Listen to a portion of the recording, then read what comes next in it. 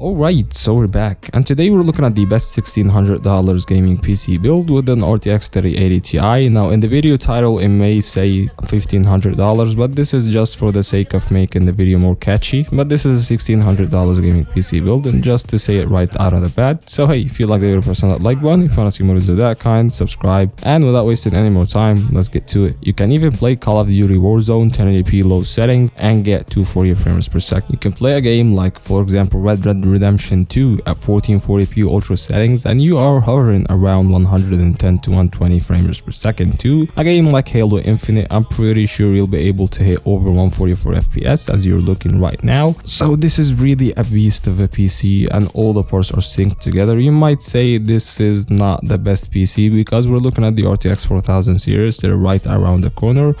I'ma say maybe, but hey, the 3080 Ti isn't a replaceable GPU anytime soon in terms of the performance, but in terms of price, we cannot tell for sure how much the 4080, 4090, 4070 will be priced at, regarding scalpers, regarding if mining ever return again, regarding actually the fact that there is inflation going on right now. So there's a huge wave, so if you actually like the 3080 Ti, in terms of performance, just wait. If you want to see it get more cheaper, it will be for cheaper, just wait for it and get it anyways. But nevertheless, this is a great computer. I wish I could have one myself. So yeah, let's get to the parts. And the CPU, we have two options. We have the Intel Core i5-12600K and a Deepcool Gamax version 2 CPU cooler for around $320, and we have also the Intel Core i7-12700F. Now I'm more leaning towards the 12700F, but in the title it will be a 12600K. The reason I'm not into the 12600K because you'll not be able to do overclocking, and this might affect the performance, but I'm not affected by like a huge FPS difference. Anyways, a 12700F has more physical cores and has more threads, so it may be more beneficial in the CPU intensive task and streaming tasks. So I'd leave that to you, but both CPUs will get the job done.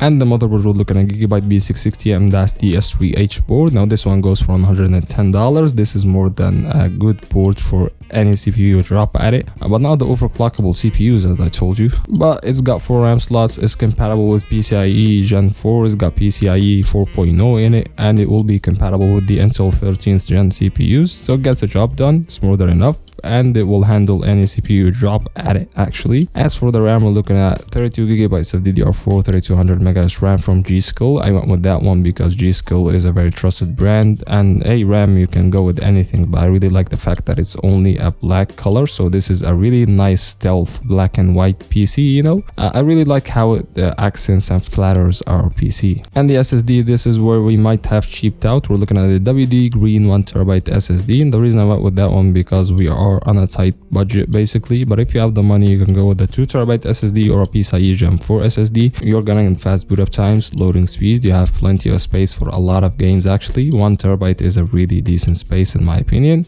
So yeah, it really gets the job done, and it goes for around $70. And the GPU, the moment that you've all been waiting for, the EVGA RTX 3080 Ti XC3. Now this is a 3-fan design model GPU. This one goes in black.